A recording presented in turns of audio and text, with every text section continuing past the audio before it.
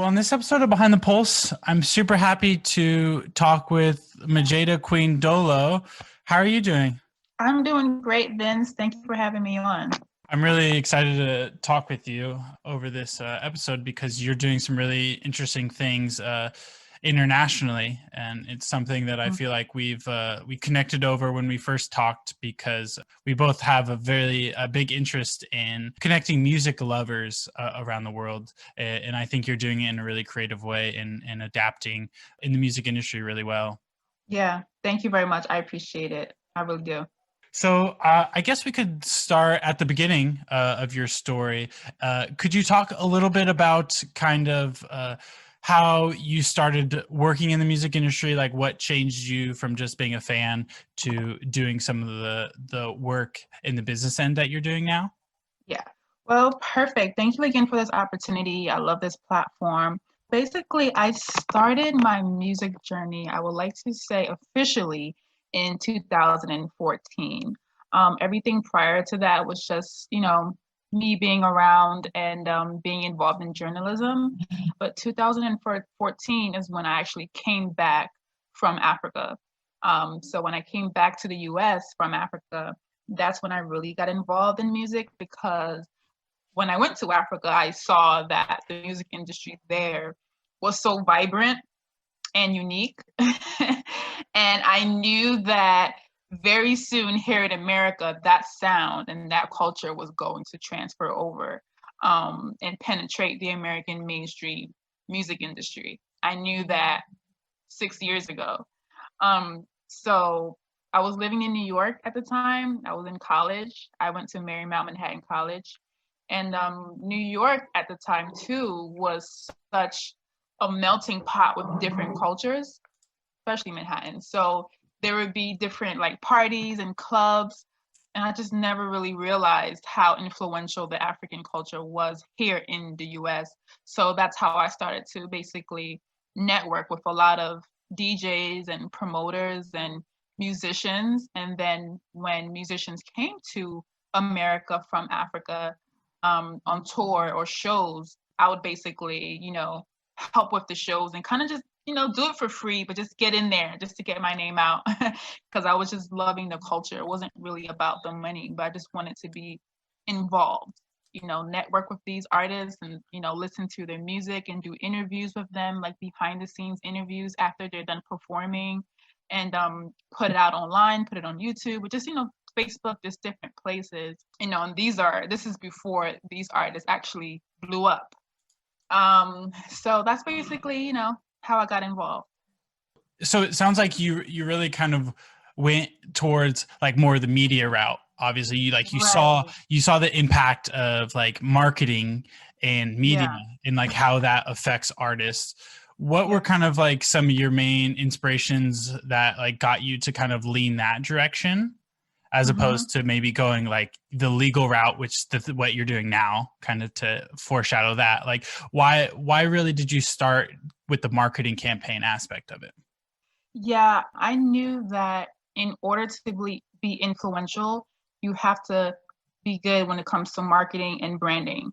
So having that marketing aspect, like making sure that people, the audience actually knew who these artists were or at least getting their message out to their fans.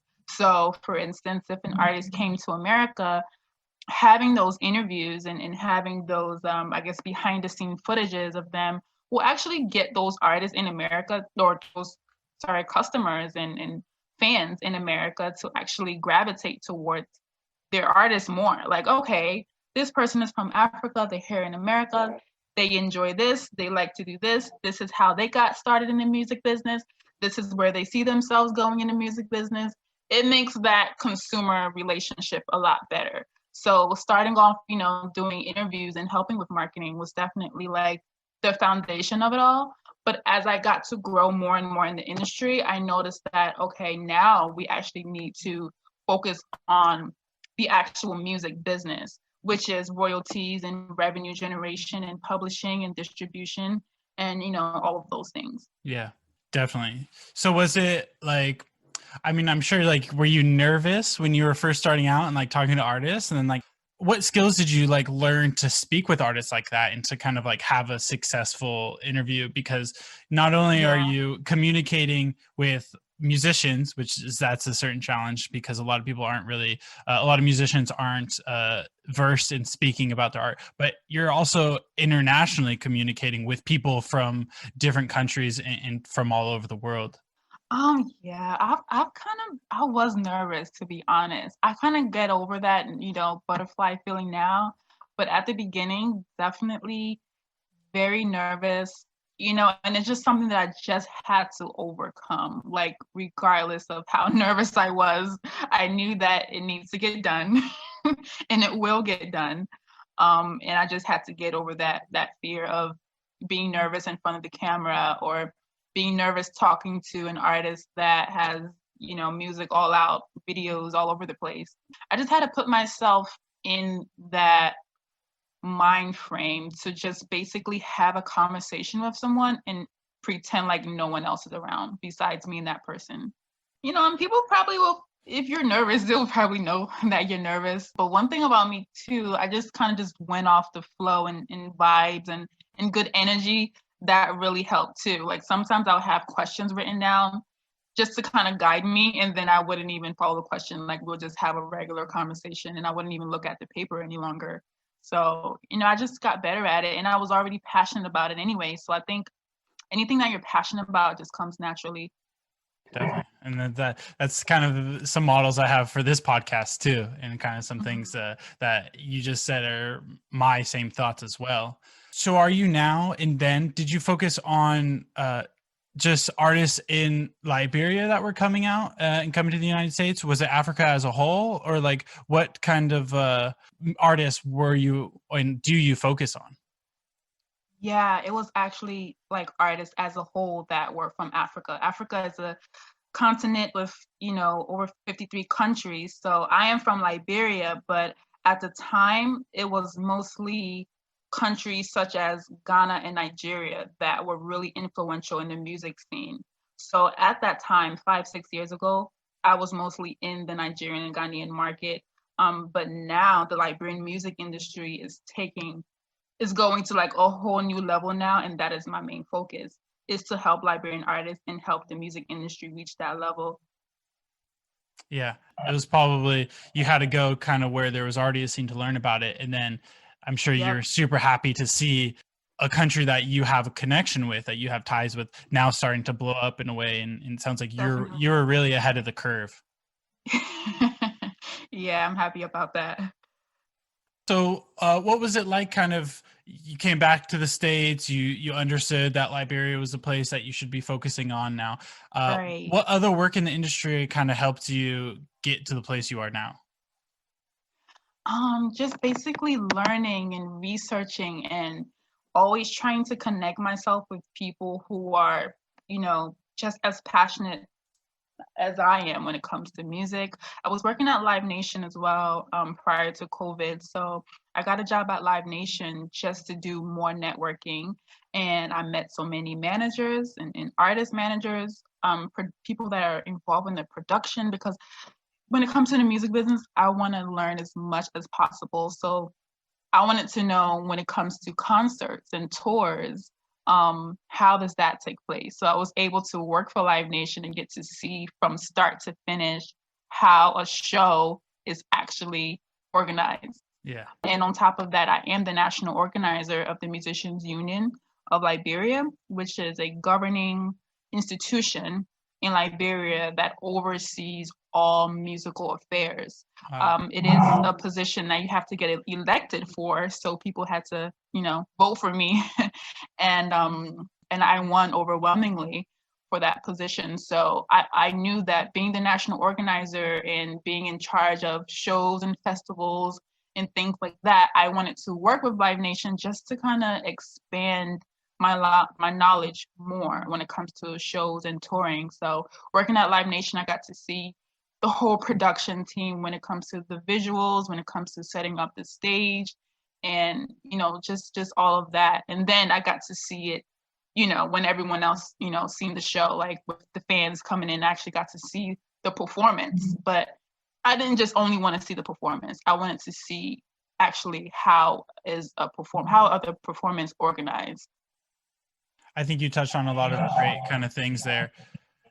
Something that really interests me that you said that I've heard a lot of guests say on this show, and I'm curious about your mindset and how you cultivated the mindset of wanting to be in all those different aspects of the industry. It's like you say you wanted to work behind the stage so you can get to know those people, talk to people that maybe you don't want to work as that, but you want to get that information. Like, how has that mindset really helped you, and how were you able to kind of have that mindset in the first place? That's a good question. I don't know how I had that mindset in the first place or where it came from, but it definitely has helped me. It has helped to grow my network. They say your network is your net worth is your network. So, just being able to, expand my contact list and learn and meet people. I have no intentions on, maybe being a visual production person at a show or something, but I definitely think it's a good thing to have a connection in that source, or even there may be people that I know, whether it's in Africa or in America, that may have that same dream or passion to be a visual production specialist, and I can always, have a recommendation for someone else. So I don't always go into things thinking about myself. I always try to keep in mind that there are other people that can use my connections or my influence. Wow, yeah. The big network you have, you might not just be helping out yourself, you're helping out other people. And then in turn, down the road, that might help you some way, right? Like you might give a recommendation for someone else for a job, and then 10 years later, they're the president, and then they come back and they have something for you, right? Right. But even if that doesn't happen, so I'm curious about your growth as a communicator, right? Because you talked about not only did you start a media company talking to African artists probably at the time that no one knew, right? And then you went to Liberia and you got elected at a position. So then you're communicating with a lot of people who probably have no idea about any of the music stuff and have no idea why you're wanting them to vote for them. And then now you're talking about being at a venue and talking with people behind the scenes. How did specifically that work as a venue, coming from a media coordinator, like help you kind of learn how to speak with people and kind of talk with people and learn from people? Yeah. Well, I went to school for mass communications anyway. My dream growing up was always to be like a VJ. I watched a lot of TRL when I was little. I watched a lot of 106 & Park. Carson Daly was like my biggest inspiration, and just so many people watching MTV, BET. I knew I wanted to be in the realm of journalism, entertainment. So speaking just was coming naturally anyway, if I knew I wanted to be a journalist. And then as I grew older, my dad wanted me to do journalism when it comes to like political affairs. So that's what I was doing for a while, but I hated it. I hated talking about politics. I hated talking about government stuff. It was draining. It wasn't fulfilling to me. And I'm like, okay, scratch that. I want to definitely focus more on media entertainment, specifically music, and not just music, but presenting African culture in a different light than what most people are used to. Growing up in America, I've always seen African culture portrayed in this like war-stricken, poverty, $1 a day can feed a kid, with those sad music playing in the background. Like that was my perceptive. Like that's what I thought. That was my mindset. And I had to change that perception. It definitely changed when I went to Africa for the first time. And I saw like, wow, there are actually people who are doing well. There's people who are creative, successful, and we need to be able to change that narrative. We can't allow others to paint a certain story of us and we just sit back and we accept it. So coming back to the US, I knew that had to be my message, and my mission is to paint our story the way it's supposed to be painted and not allow others to paint it for us. So even though I'm heavily involved in music, there's so many other things that I love to, participate in when it comes to fashion, social affairs, food, African food, anything that would just get other people that's not from Africa to know, how unique and vibrant African culture is. I think it's really great that you talk about how you've cultivated all these interests over your whole life, and all these small things kind of added up to this bigger career that you have now, and not only in a cultural social way, but also in a dynamic of, oh, I like this show, so I kind of want to be like that, or oh, I see this African music is portrayed in this way and I don't like that and I don't want to be like that. So it kind of definitely sounds like you've weighed like a lot of things in your past and you've learned from that. Yeah, definitely. Yeah, so I just had to create my own lane and stay in that and not really worry about what other people, they're doing, and just kind of be authentic and, be myself. That's all I really know how to do, is be myself. And that kind of just led me to where I am now with, being in the music industry, and now going on a different path with knowing that the music industry in Africa is very vibrant, but we need structure. We need distribution deals. We need publishing. We need artists to get, royalties off their music. So that's my mission now.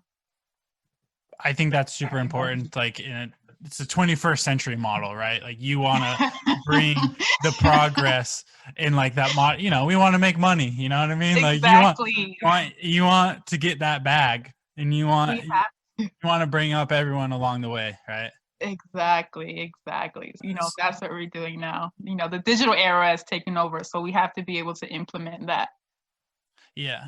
So let's talk about AfroXilla. So if you could maybe first break down, like, what is AfroXilla's mission statement? Like, what is it that AfroXilla is about, in a short bite before we get too deep into it? Well, in the shortest form, I can say AfroXilla is bridging the gap. Bridging the gap between Africa and the diaspora. I think that's the simplest way I can really put it. I started AfroXilla in 2014 when I was living in New York, and when I came back from Liberia.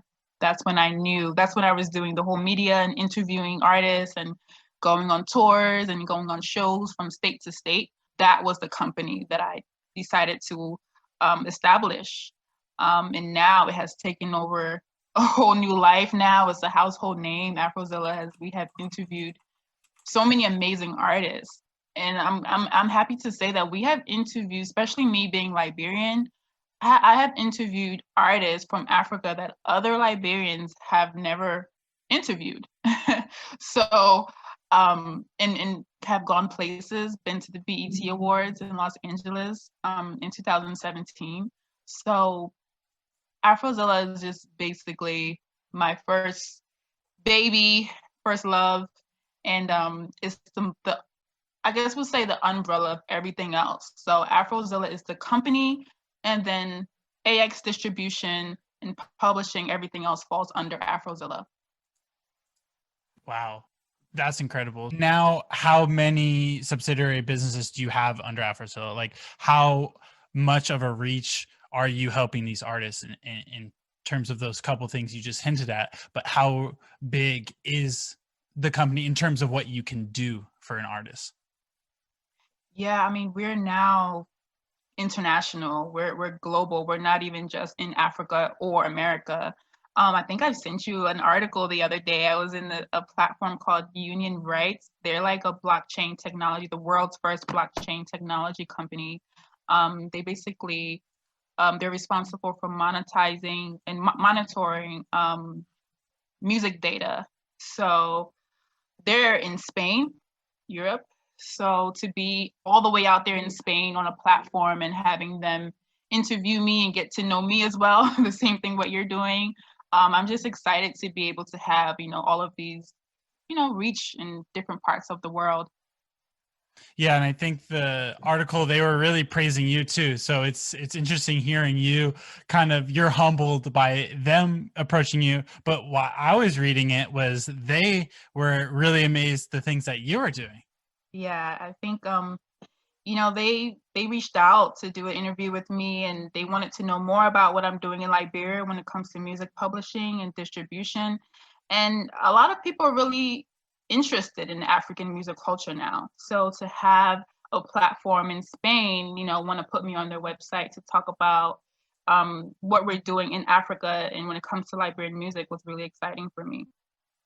Yeah, and that's really great that you guys are blowing up, because it sounds like you have a lot of work to do with getting those African artists, especially their intellectual property rights and copyrights and things of that nature. So can you talk a little bit about how you help these artists maintain a level of kind of, how would I say, business professionality, and kind of bring a lot of things that maybe as American artists take for granted, like putting their song on Spotify, how you're kind of helping artists do that in Liberia? Yeah, so I think what's really important is having artists' music on DSPs. In Africa, a lot of times, specifically Liberia, once their music hits the radio and it's playing all over the country, that's really where it stops. It's playing on radio. It might make it to YouTube, but there's such a larger digital atmosphere that we need to tap into. And that's what I'm trying to bring to the country, is making sure that every artist that I work with that signs a contract with me, they will have their music on over 200 to 300 digital streaming platforms: Spotify, Tidal, Amazon, Apple, the list goes on, Audiomack. So we have that technology and system put in place to make sure that, your music is not just playing on radio within your country, it's not just on YouTube, it's literally everywhere. And then the more your music is out, the more royalties that you'll be able to collect. So if you only want your music on radio and YouTube, you're limiting, how much money that you and your family can make. So we have to be able to broaden the spectrum and expand people's mindset. So when it comes to the music business, I try to teach managers and artists about the business side, and not just having them know that, okay, let me just get in the studio and make a song and have my song be a hit. Like, it's more than just getting in the studio and making a song. Is what happens after that. And not only royalties, but just the legal aspect too. Making sure that when an artist pass on, their music is still being played. So who is now the rights holder of that song? Making sure that their paperwork is in order, so maybe their family can now have control over their rights, and over their music. So just basically giving them the education that they need to set their career up if they're serious about taking music, to their highest height. How many artists are signed under AfroXilla right now? Well, we're not necessarily a record label, but we're just like a music management company. Yeah, so just to like manage the music side. So copyrights, making sure there's no piracy, making sure, again, your music is on digital streaming platforms, making sure we work with a publishing administrator to collect those royalties for you, because a lot of royalties go into the black box. A lot of royalties are unclaimed. So we have that publisher that will be able to identify those artists and give them what they're owed.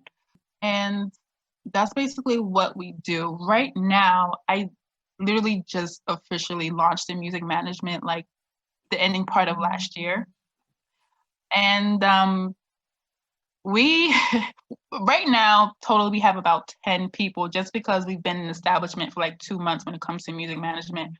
But I know that before the end of this year, and I'll be going back to Liberia too within the next month or two, there's literally no limit to the artists that we can work with. The system that we're building is probably going to have about 20 to 50,000 artists. Wow. Yeah, it's the entire country. Like, we will pick and choose based off of, the outreach that an artist have, the most popular artist, that's who, will really take you seriously. But when it comes to building the structure is available to everyone and anyone who decides to put their voice on a beat. Wow. So you're really like putting on a whole country. Like you're Yeah, really doing it for everyone. it's really the whole country. Like I don't even have to like your music. Like you can be singing ABC, and I may think it's the worst song in the world, but if you love it and if that's your song, it's my job to make sure that it's protected.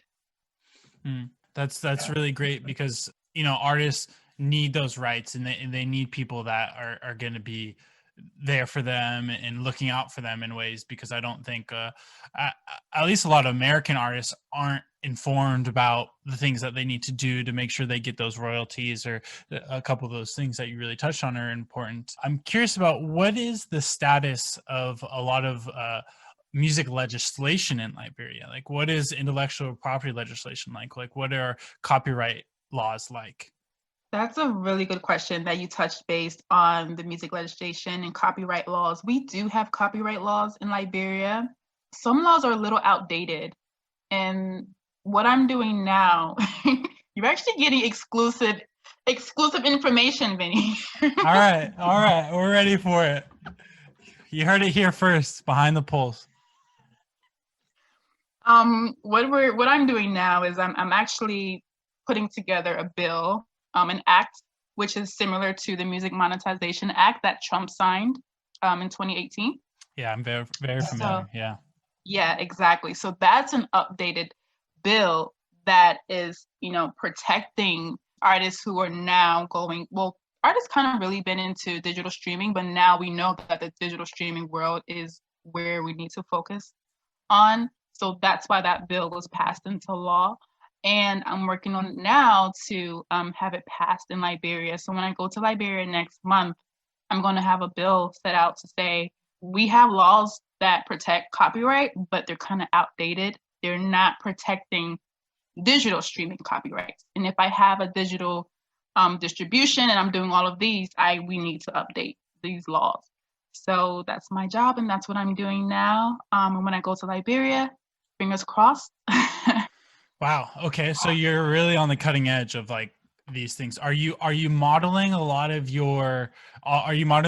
this legislation off of like the Music Modernization Act or some EU? So are you kind of even expanding on that more? Are you even kind of doing new things? I don't know about new things, but I'm definitely, modeling after that blueprint. I read the Music Monetization Act word for word.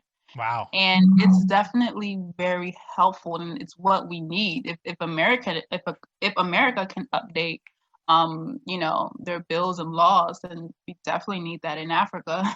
So we're trying to keep up with the system. And so I think I'm going to follow that blueprint. If anything else new comes to mind, I'll probably add it, but I don't think so. I think we're just going to go based off that so I can have that protection, especially when it comes to my business, with what I'm doing with the whole metadata technology. We need that in place. Absolutely. And I think it will help the artists as well. When you approach artists and when you're working with them on a lot of these stuffs, specifically these African artists, are they like completely unaware of it? Is it like totally hidden information from them? Is it like hard to explain to them, or is it something that a lot of them know about? In hidden information such as the distribution or the bill, which one? Such as like metadata, for example, is making sure that your producer is written within the metadata of a track, so then they get royalties as well. Right. That's something that we're having workshops on, and we're gradually introducing that system.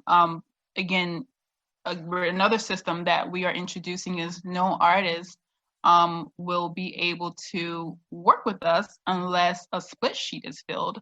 A lot of people don't know about split sheets and the importance of split sheets. So that's a new system also that we're bringing to make sure that before you even get in the studio or start even recording a song, there has to be a split sheet that says the producer is John Doe, the songwriter is Mary Doe, and the singer is Elizabeth Doe. Like we have to have that documentation to show who's the producer, who's the composer who's the people that's working on this song. So when we do collect those royalties, we know who to give it to. But that's a system that's not in Liberia. Like, people don't really do that now. They just get in the studio, they make a song, and that's it.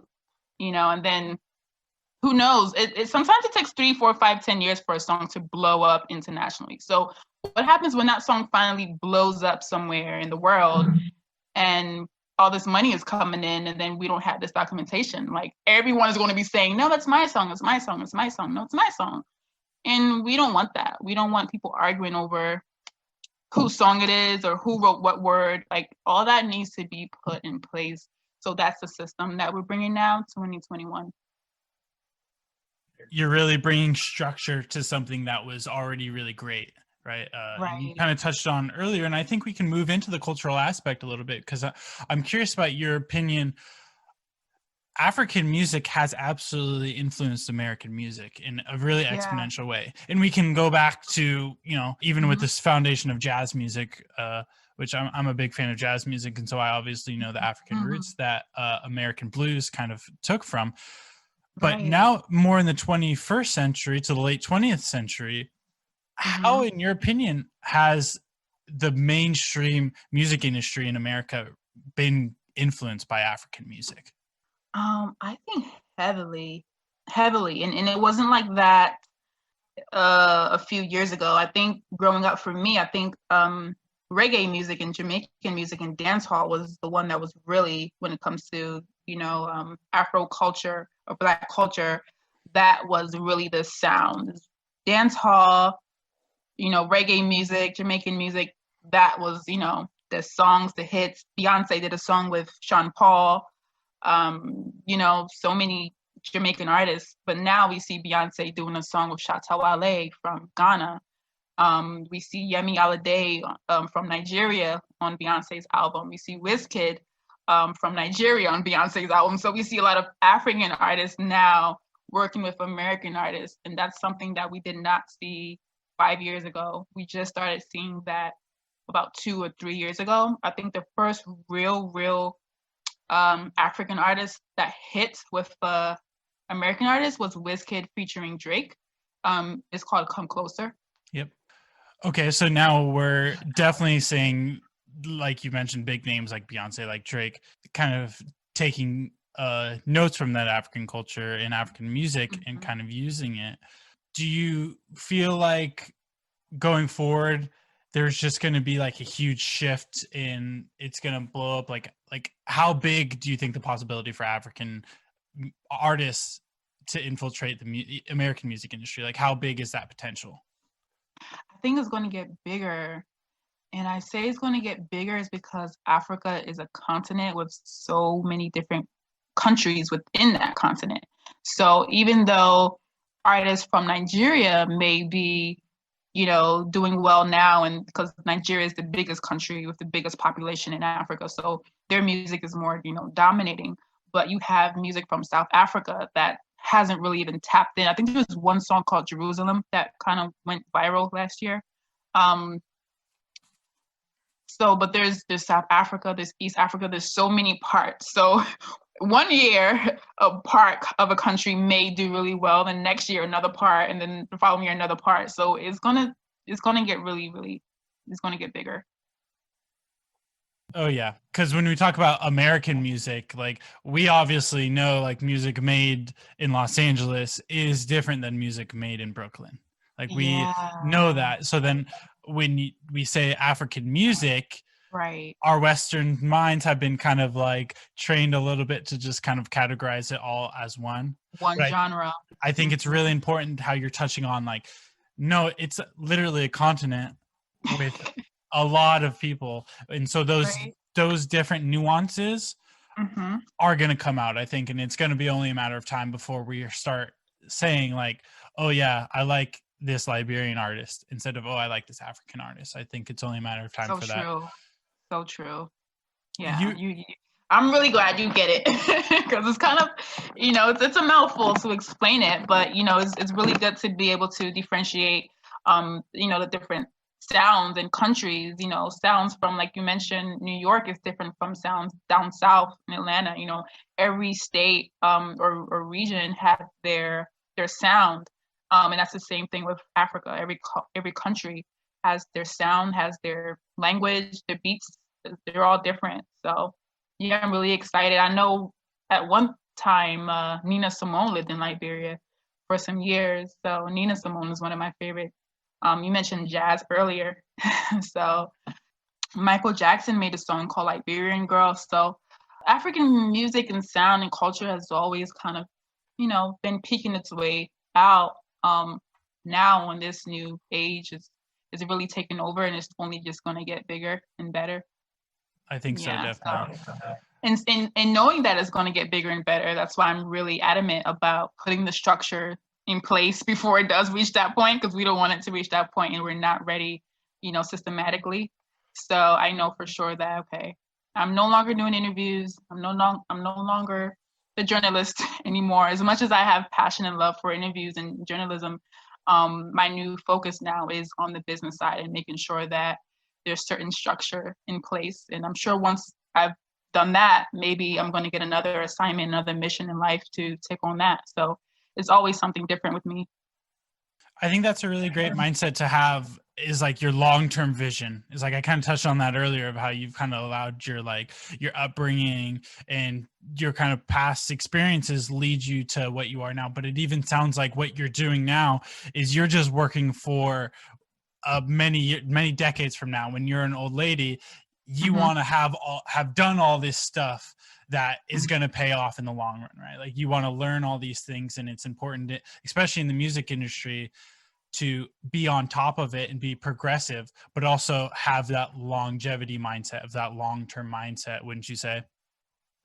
Yeah, definitely thinking long-term. And it's crazy because even when I started doing AfroXilla 6 years ago, I was still thinking like for the future. So it's like my mind is always programmed to think for tomorrow and not just for today.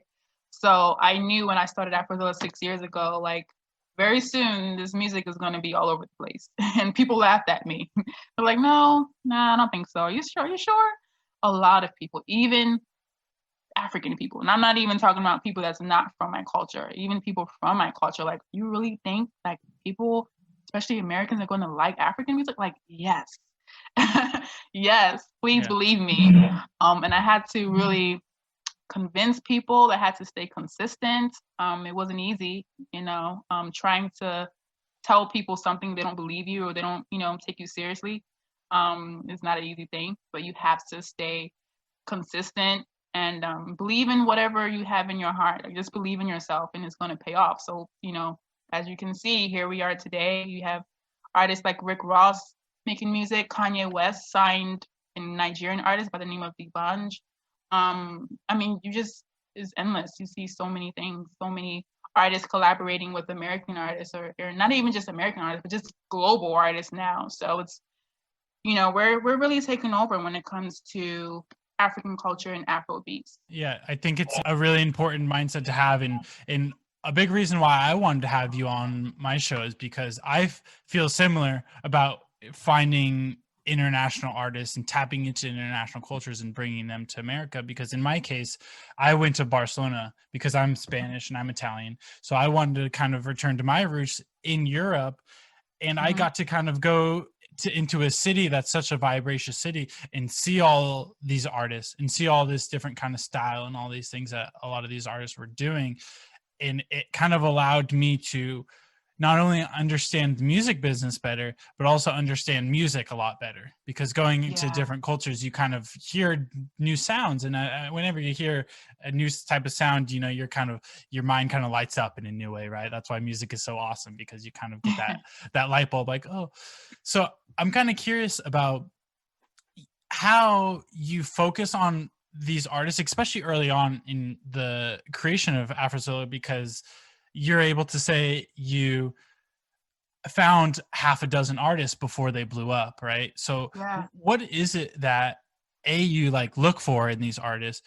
And then also, like, specifically with these Liberian artists, what is it about some of them that you saw early that's like, oh, I want to help them out. I want to make sure that they're getting their rights and they have all the royalties they need. Hmm. Yeah, I mean, I think consistency, once I see that this is what you really want to do, you're passionate about, then I just feel inclined to help you. Like some of them I'm a fan of their music because I'm just a music fanatic, at heart. But I just want like to see consistency. If you're consistent, you're focused on your marketing, your branding, you're engaging with your fans. Once I see that, then I know that, I'm obligated to help. 5, 6 years ago, working with artists from other countries, it was just natural. Like it would just be an artist that's just here in America, and I'll just go and meet with them. So again, it doesn't really have anything to do with like my taste in that artist. Like it's not a personal thing to me. It's not, oh, I'm a fan of your music. I like that song you did, so that's why I'm going to help you. No. Even if I do like that song or I don't like that song, I'm still going to want to do my best to help you because I know that the music is, a sector that can bring economic development. And we need to take that serious. The same way other sectors like agriculture and anything else can bring economic development. That's the same way music is. So we need to be able to understand that and benefit off of that. Hearing you say like music can be a sector that brings economic development is like, that warms my heart so much because I wish more people shared that sentiment. It's like, yeah, music is awesome, but it can literally bring a whole economy to the rise, Absolutely. right? It can not only change one person's life, because if you make Right. $1 million from a song, but in your case, it could bring a whole country to Yeah. light, and bring a whole country to the world stage. And that's such a interesting mindset to have. And I think it's a really great one to have. Yeah. Thanks. I appreciate that. And it's true. And this is why I work so hard and I continue to do what I do to make sure that, we're also impacting the lives of so many other people. Yeah, definitely. I think you are. Has AfroXilla had like a lot of pushbacks? Like, if you have any in mind, like what are some challenges maybe you had to overcome with AfroXilla? In the beginning, I would say probably resources. In the beginning, starting off a platform, a company, an online company, we didn't really have the resources. And that this is all, a learning curve. You go through things, you learn, you get better. That's how you grow a company. So at the beginning, like for instance, I'll pay for if I'm doing an interview, I'll pay a videographer to shoot it because he may have the equipment, he may have the editing software or the camera. So I'll just say, okay, hey, you can do. The first interview I ever did with a big artist actually was with Davido. I'm not sure if you know him, but he's from Nigeria, a very big Nigerian artist. And I paid a videographer to shoot that interview. And the editing was very crappy. It wasn't good. Audio was bad. It was horrible. I couldn't even post it. I'm like, come on, this is a huge artist, but I'm very particular when it comes to my brand. It has to look good. And, it just wasn't good. At other times, I'll pay another guy or another videographer, and I just wouldn't get the footage at all, even after paying for it. Like, I wouldn't get the footage at all. There's footages up to now and to this day that I've never gotten back. I've never seen, even after paying for it or, working really hard to get certain footages and interviews. And to this day, I've never seen it. So I think those were probably, yeah, the biggest setbacks. So now I just had to learn how to edit myself. I had to buy my own cameras. I had to teach myself rather than depending on other people. So those are probably a setback, not having the resources and lack of equipment. Okay, yeah. They say if you want something done right, you have to do it yourself. So you really learned that from the beginning, especially starting your own business, right? And getting Yep. your business to be successful. I'm sure at first you were leaning on a lot of people. You were expecting those videographers to do their job well while you're worried about you doing your job well. Definitely.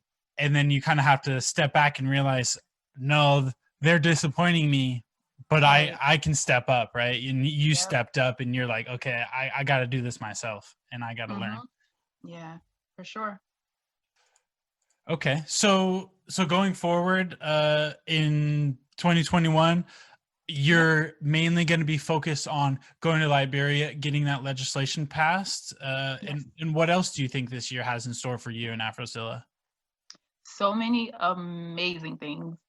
Getting the legislation passed, definitely setting up this structure when it comes to the metadata. I have so many partners and contracts and deals that was recently signed in 2020. 2020, as you know, was a horrible year for all of us. But for me, like, especially towards the end, that's when a lot of, great things started to take place with the distribution deal and the technology metadata deal, and everything was just confirmed at the end. So it was like, really crazy. So now 2021, we're just gearing up to hit go.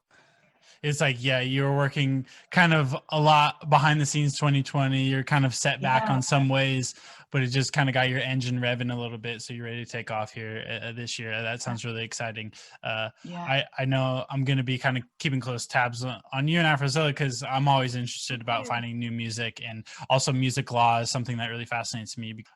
definitely, for sure. And then I know you're really passionate about music, so I know once this Corona thing goes down, I would love to take you to Africa one day if you want to go. Yes, please. I've been to Morocco, so I've been to Oh, nice. the That's tippy South top of Africa, but I would Africa. love to just travel all around and go see some of those beautiful countries because I do love African music. And I was gonna ask you, and I'm sure Yeah. some other people listening, what are a couple Liberian artists we should check out? Like, who are some names that you have from Liberia that you think people should know of? Wow, there's a few that I really like. Eric Gizo, he's really good. Bucky Raw is really good. Dench is really good. Stunna, MC Caro. I can go on and on. There's a lot of amazing, talented artists in Liberia. Okay. I quickly wrote those down and I hope some other people did, but I'm sure if you're excited about them, that means that most people are going to hear about them within the Yeah, next couple of years. definitely. Okay, cool. Well, I think we touched on some really great stuff. Not only your communication skills that you learned. I really wanted to start there because I feel like communication is so important. And I think you broke down how you kind of got to the place you were. I mean, it seems like you're pretty outgoing and it seems like you've kind of always liked to talk, but your interest in speaking with new people, I Mhm. think really is what uh, amazed me, right? And allowed me to kind of learn that you don't, it's one thing to be interested in Mhm. something that you want to do, but it's another to like Right. go out of your way to talk to Mhm. other people about what they do and then kind of learn how to talk to other people about what they do, Yeah. right? Wouldn't you say Yeah. that's kind of what was your kind of focus Yeah. early on? Yeah, that's definitely it. And you're doing a great job too with, talking to people and getting that information, because the more you talk to people, the more information that you absorb as well. So, I guess talking to people should just come like naturally. Yeah. And thank you for the compliment. I appreciate it. But I've worked really hard on being able to be a effective communicator, and so that's why I like to stress that it is something you work at. You know, it is something you Mhm. have to learn how to do. It's like a lot of people, Mhm. I feel like they see good communicators and they're like, "Wow, I really want to be like this person," because they talk to people. So it's like most people learn how to be like that. You know what I mean? So that's why Yeah. I like to stress that. Like you have to. It's a skill. You know, communications. Yeah. Mhm. Exactly.